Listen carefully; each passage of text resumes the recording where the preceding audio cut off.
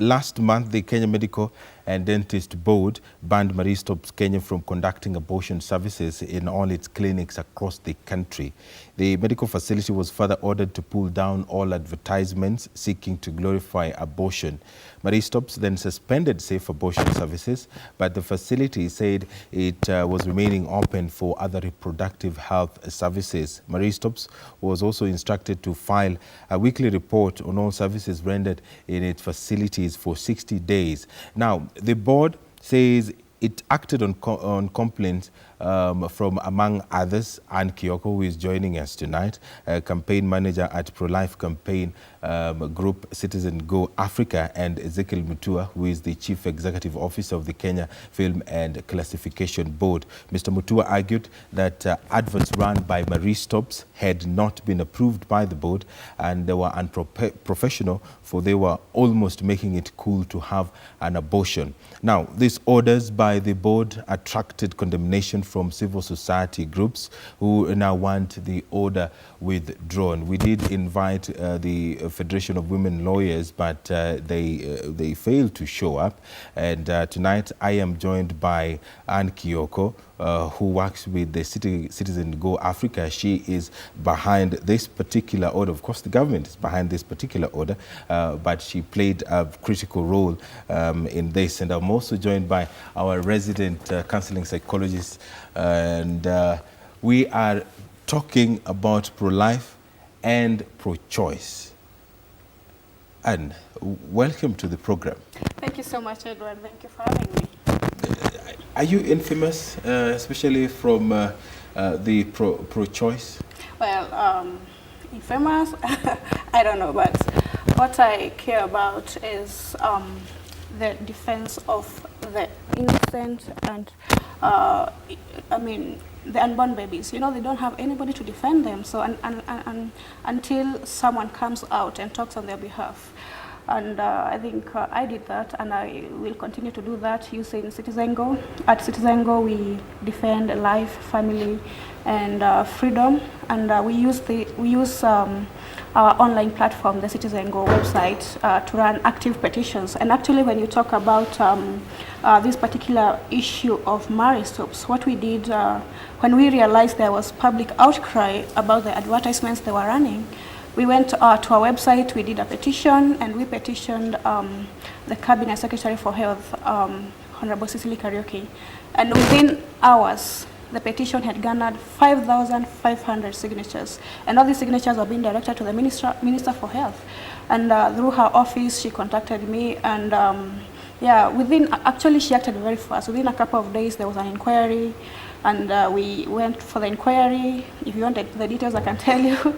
And you can tell me the details. Yeah. So we went for the inquiry. It was formed. It was formed and constituted actually the entire Kenya Medical Board, and we were made to appear, Citizen Go, and I went there with the medical expert, Dr. Homengari, a very nice gynecologist. We also had women who have gone through abortions at Marie Stopes, and they have been affected by these abortions, speaking out at the inquiry. And also we had Kenya Film Classification Board. They brought the adverts, the evidence that they were running through Radio Africa, and also Marie Stopes were there, of course, with their legal officer, I mean communications, and their directors to defend themselves also. So after a whole day, very intense inquiry, we had a ruling in favor of, I can say in favor of the unborn babies. Because what Marie Stopes have been doing is killing unborn babies at a fee.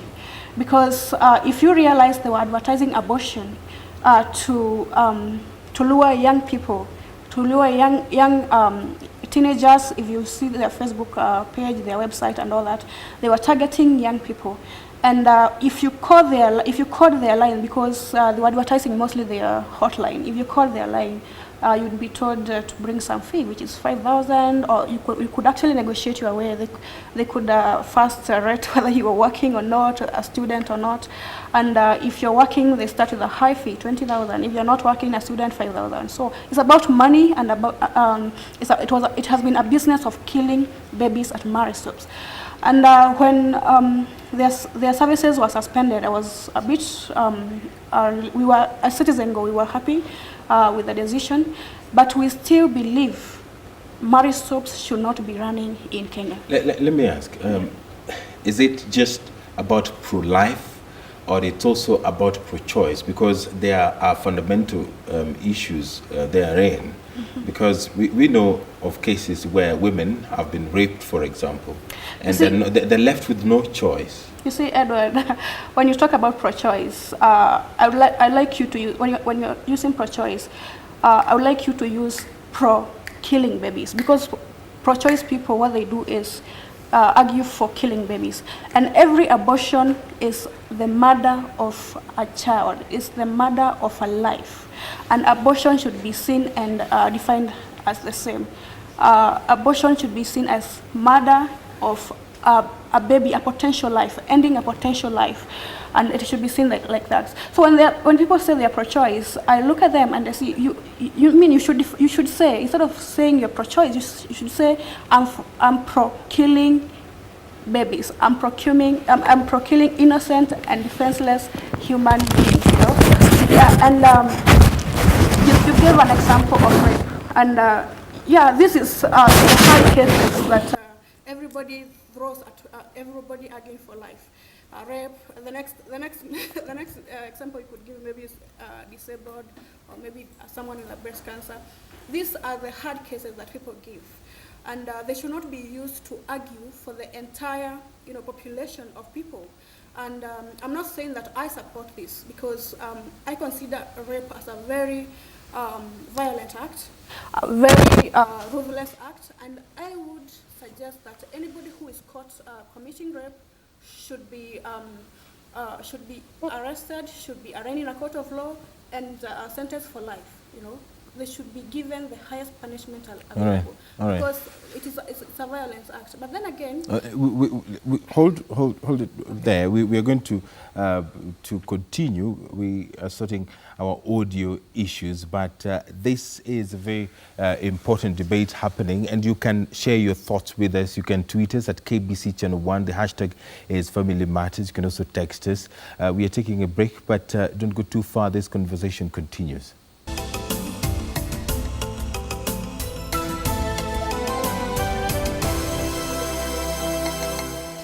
Welcome back to the program. We are talking about Planned Parenthood, and in studio we have Anne Kioko, who works with Citizen Go Africa, and counseling psychologist Jane Ngatia. We talk about this issue that has brought so much debate, and pro-choice and pro-life. Crusaders are advancing the arguments. Just telling you about this word, pro-choice. When you talk about being pro-choice, what is a choice?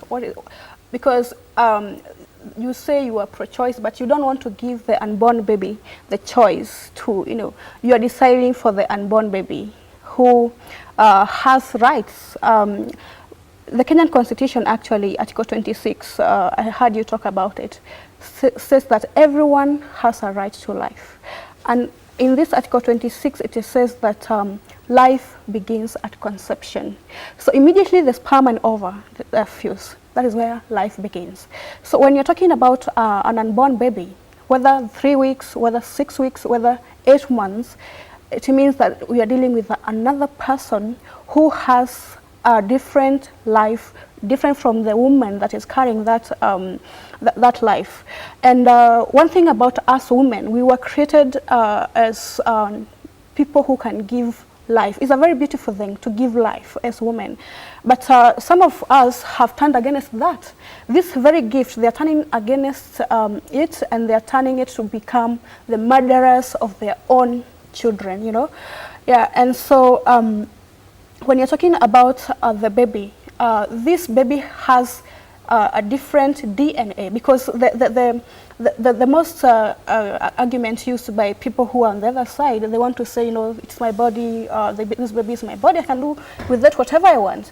But this baby has different DNA, different chromosomes, their chromosomes and everything.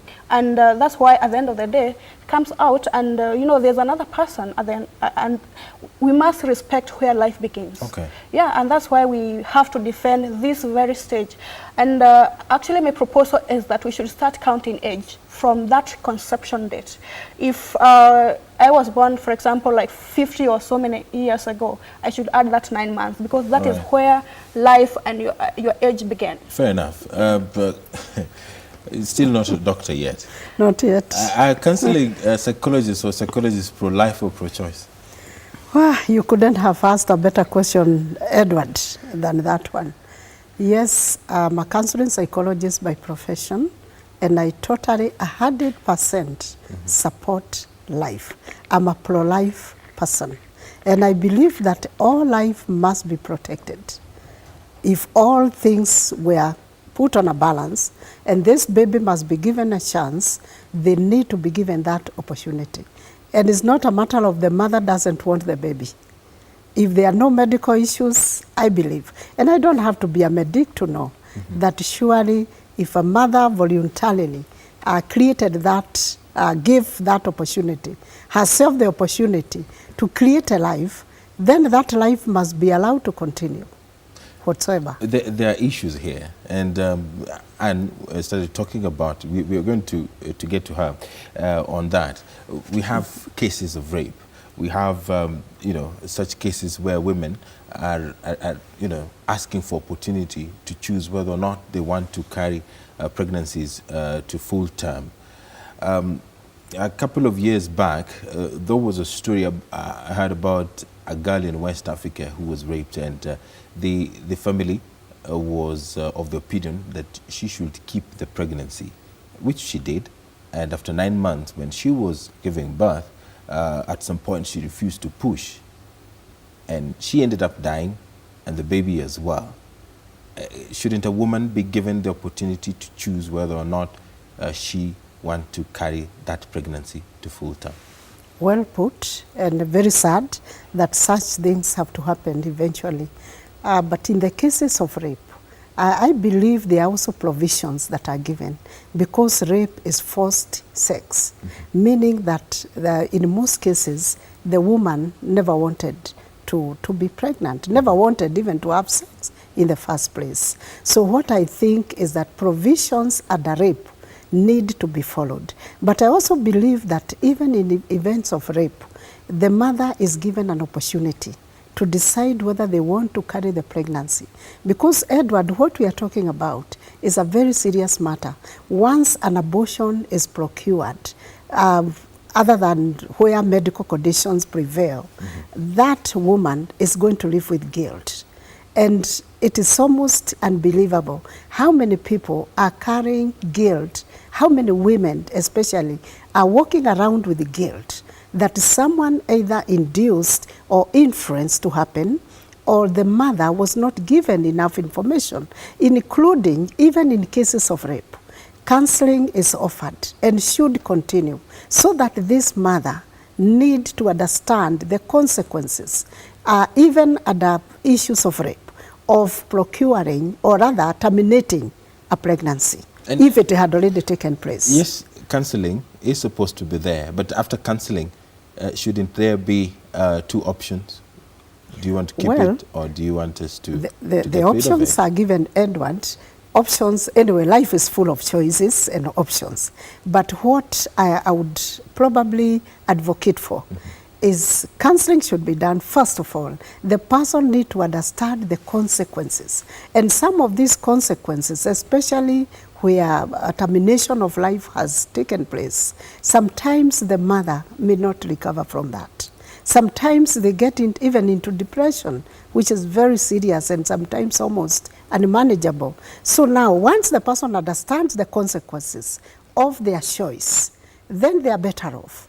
But still, they need to understand that what they are doing is something they will live with if they still make that choice. But I'm only talking about where rape has taken place. If there was no rape and someone had consented sex whatsoever, they need not be given that choice.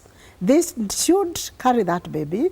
They should give birth to a life and let the life. If someone else want to take that baby, by the way, Edward, there are girls who can give birth, And there are organizations that are willing to take care of those babies or even get them taken care of by someone else. So there are so many other choices that supersedes the issue of terminating life. All right, fair enough. Can I add to what Yes. she has said Yes, on this issue of rape? I believe you cannot treat violence with another violence, because abortion is another violence you're exposing to this young woman that you are referring to from West Africa. And okay, rape is enough violence, and I've said, like she has said, expose these rapists to the highest punishment that is available by law. And I believe when you're exposing this young woman again to abortion, is like you're exposing her to another form of violence, because it has been said even by the very renowned people that abortion is violence. And like she said, we have post-abortive women. There's an organization that deals with post-abortive women, and I've heard them talk even in TV interviews. They have gone through abortions and they regret it. And when we are deciding about this whole abortion issue, we should also think, if this baby had a choice, would the baby say, abort me? We should also feel for the baby. You know, the baby has feelings. Biology says so. I was taught biology from 2, from 3. The unborn baby has feelings. Even when you're procuring that abortion, the baby undergoes very intense pains, and it reacts. If you have to do the scanning, as you do the surgery and all that, the baby goes through pain. So even when you're making choices, let's not make the choice for the baby. And again, abortion does not make you, I mean, a girl again. For example, if you are a girl and you want to abort so that you can, you know, continue with your life, it makes you still a mother. But this time round, a mother of of a dead baby. And it's devastating. It has psychological effects. She can speak more about that because she's an expert in counseling. But I have interacted with post-abortive women, so I know what I'm saying. Abortion is the greatest violence you can ever expose to a woman. And those people who suggest after rape expose a woman to abortion, they are wrong, because it's double violence. So let me understand something here. We have Article 26, and we have pro-life and pro-choice. Does it mean that pro-life are entirely against that particular constitutional provision? Let me understand. I don't know what this pro-choice you're talking about, because the pro-choice people, the pro-choice you're talking about, I think they are pro-abortion, pro-killing babies, okay? And Article 26 stipulates very well. Abortion is illegal. I mean, the right to life. Life begins at conception. And as I know, when you go to C&D, they say about other written law, emergency, and all that. But you see, Kenya as a country, we were supposed to ratify Maputo Protocol. Let me just give an example of these international laws. Yes. Maputo Protocol, Article 14, speaks about abortion, and it was like a requirement that many countries, African countries, actually should sign it and ratify abortion. But Kenya did not ratify Article 14. It is yet to ratify Article 14. Yes. Why? They have signed for the rest, but Article 14, no. It means that they don't want to approve abortion. Kenya is a pro-life nation. In 2014, there was a survey by Ipsos together with Kenya Christian Professionals Forum, and it is said that 80% of Kenyans are pro-life. So this agenda of pro-choice, pro-abortion is being run by a few minority, and I can tell you these people mostly from organizations that are international, from International Planned Parenthood, Marriage Stops, you know, IPAS, all these organizations that have seen abortions happening, for example, in Western countries, and now they want to bring it here. And one thing you need to know, Edward, is that abortion is an industry. People make money out of killing babies, and it's very sad. It's a very sad affair. People, for example, the Planned Parenthood, they have been exposed for selling baby parts, and where they have been caught, they have, you know, people have absconded their services, and they're closing down. They're closing down like it's a wave in the United States. And this is the same case we want here. Marriage Stops should close down their services. All right. Yeah, All even right. I don't know. I don't understand why they're still running.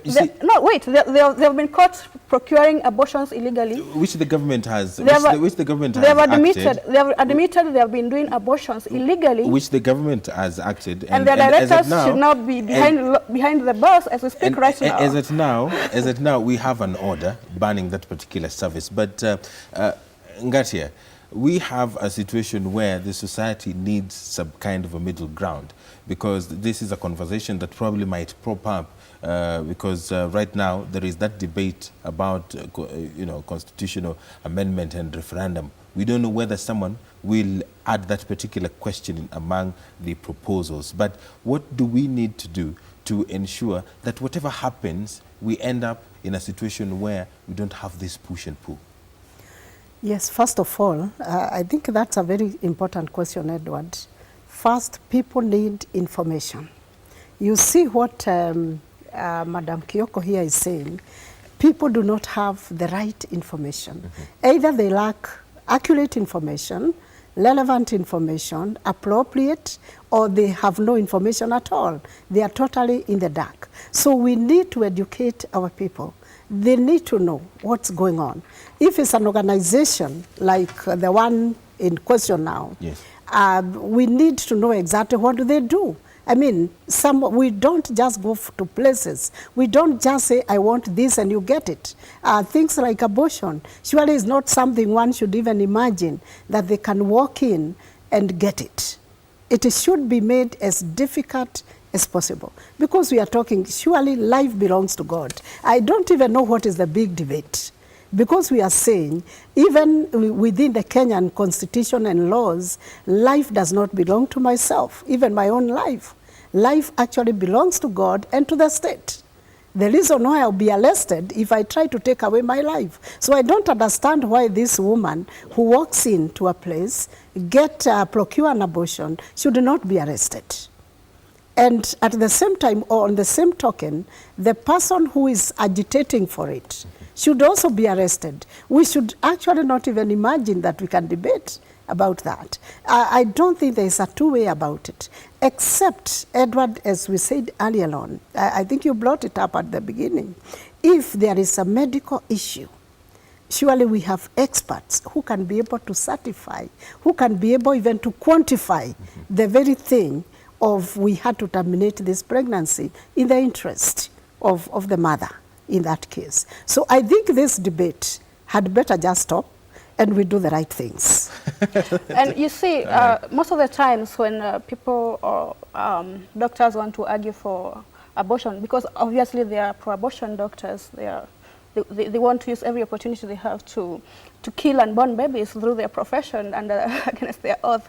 They use that Article C to say that, a trained medical doctor can actually procure an abortion. But I've interacted with the doctors, and actually I know that most of the time, if a doctor goes into a situation with the intention of saving both the mother and the child, most of the times he does.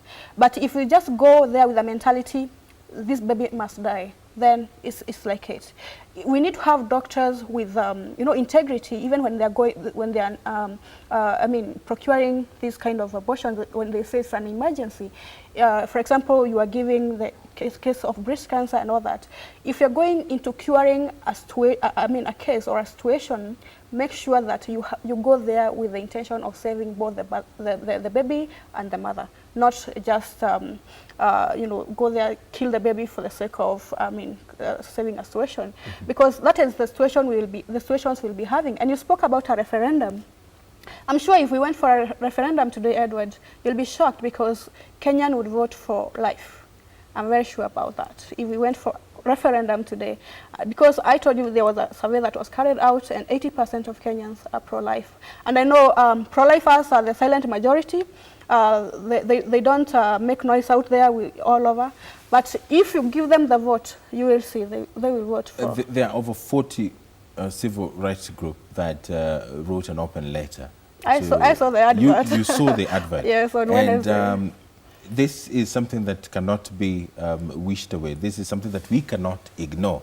There is a considerable number of Kenyans who hold the opinion that women deserve to be given that choice to choose whether or not choice to kill their unborn babies, choice to terminate life. You see, if you don't want a baby, I wonder what's the big deal. Do not expose yourself to a situation where you can conceive, because what we need to learn as women. I'm a woman. I mean, if I don't want a baby, I shouldn't go close to a man and have sex, you know. And what we should emphasize, especially for our young people and our society, is for values. Teach about chastity, abstinence, marriage. Marriage. Even today, people don't want to teach about the importance of marriage, because it's at marriage where we enjoy these very important things, sex and reproduction. This is where sex should be limited, and this is what we should instill to our young ones, because we are trying to create the impression that we are a sexual, country. We cannot. We must deal with abortion because it's sex is happening, but this is not the reality. If we emphasize on values, if we emphasize on curriculum that teaches about proper values, chastity, abstinence, fear of God or whatever religion people believe in, and proper morals. I know people who go into marriage when they are virgins. It doesn't kill to be a virgin. It doesn't also kill if you don't have sex. And we are not sexual. We can wait. We know how to control ourselves. That's why we are human beings. We are not animals. All right. And let me say, even animals, they know when they're supposed to. Let me bring Ngatia into this. Do you think that probably religion has a very big role in this, considering that Kenyans are very religious? Very good. Edward, I would give you 98% for asking that question. Yes, religion is one area of our lives that we cannot do about. Why? Religion gives us values. It actually promotes the moral standards and give us generally standards of living. So religion should be taught, whichever. We are not talking about a specific religion, but we are saying that which builds a person's spirituality right from childhood, right from birth. And I know a few of religions expose their children at that early age, as soon as they are born. Things are done around there. That's about religion that gives morals. I like it when Madam Kioko talks about integrity. Where did we go wrong? And I think it is time for Kenya, and we are here as Kenyans of goodwill, to pick the ball where we dropped it. Because we lost, there's a gap. We need to build bridges of integrity, bridges of moral standards. We need people who can do the right thing. I think a debate like even abortion should be out of question in Kenya. Kenya is a good country where people are notoriously religious. And if we were able to get that religion and instill it into ourselves, especially the positive side of religion that builds humanity, will be good to go. Because religion will connect us to our Creator. I'm not here to preach, Edward, definitely. But yeah. Correct, madam. Even scientifically, like I said before, biology teaches what? Life begins at conception. So science proves that already there's an unborn baby inside a woman at whatever stage.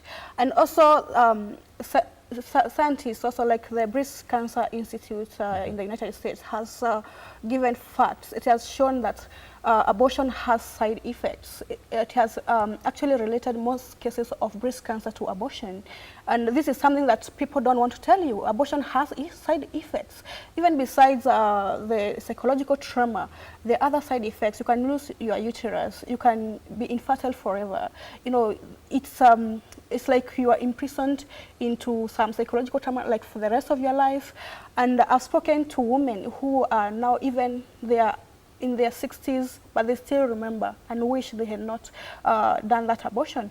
Because every time they see a child, at the time they procured an abortion, they say, my child could have been like this, maybe if I never aborted, my child could be like this.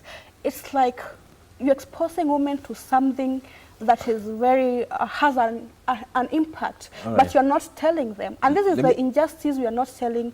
Let me interject. Yeah? Okay, go ahead. We have cases of unsafe abortions being carried out.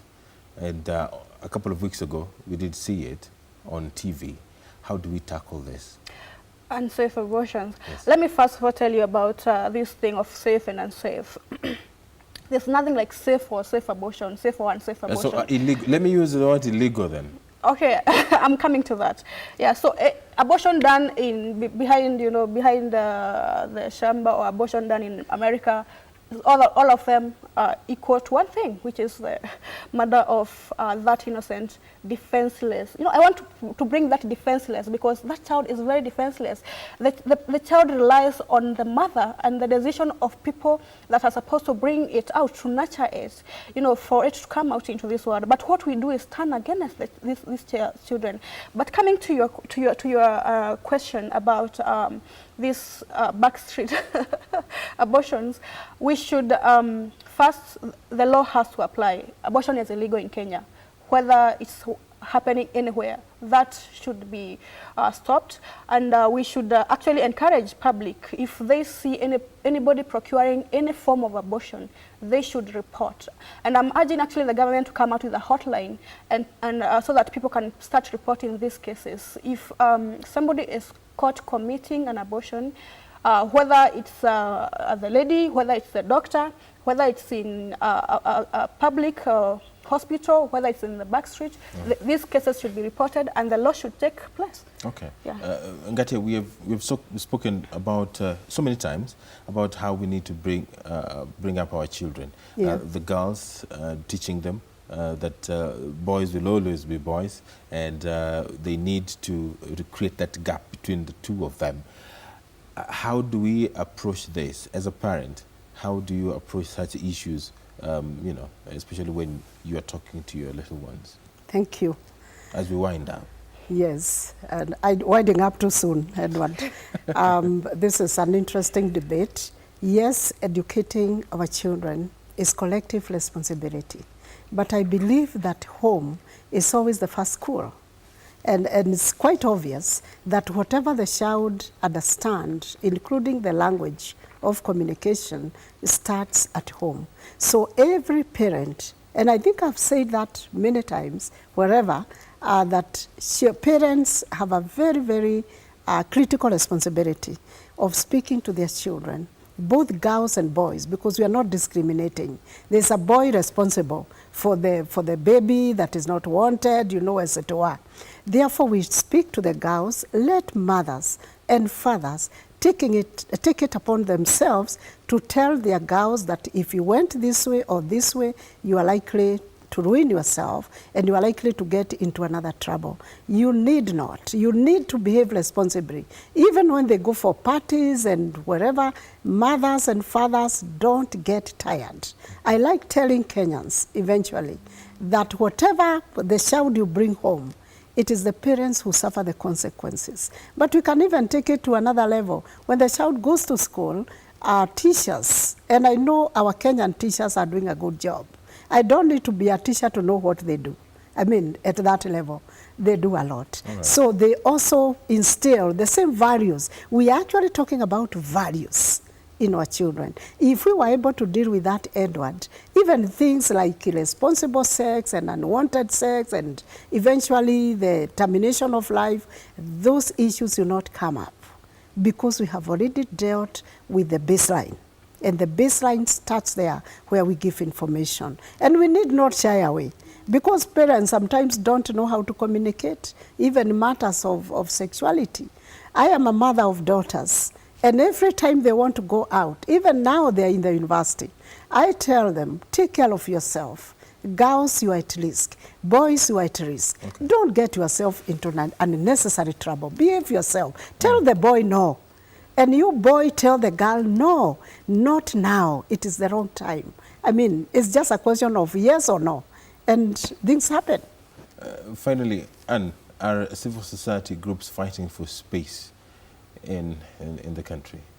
Well, they're fighting for, okay, what I can say, the civil society groups that are trying to push this agenda of killing unborn babies, not only in Kenya, because I deal... Between your organization and other organizations, of course, you have dismissed the pro-life and pro-choice. Now, are civil society groups engaged in tough wars? No, I don't believe so, because personally I'm not fighting with anyone. Citizen Go is not fighting with anyone. Citizen Go as an organization is only doing the right thing, and like I told you, the Citizen Go mission is to defend life, family and liberty, and that is what we are doing. If at the course of our work we are hurting some other people, I think we are not responsible for that, and they have the right to react. But Citizen Go as an organization is just doing their job. We are not fighting with nobody.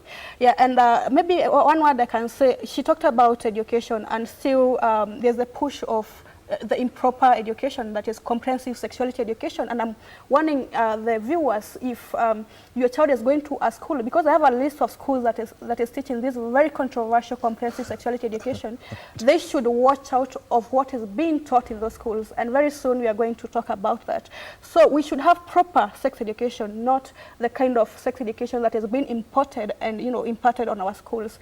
Yeah, and for people who have done abortions and they are hurting, there's still hope. There is counseling that can be available. She's a counselor, and we also have post-abortive partners, post-abortive organizations that deal with these cases. They can counsel, like I know Paths and Treasures are a very good organization. They can go to them.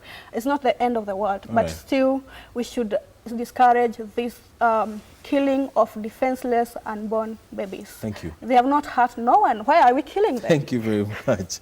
Jane Gatia and Kyoko, I do thank you very much. And of course, this is a conversation that will probably carry on for the very longest time there is.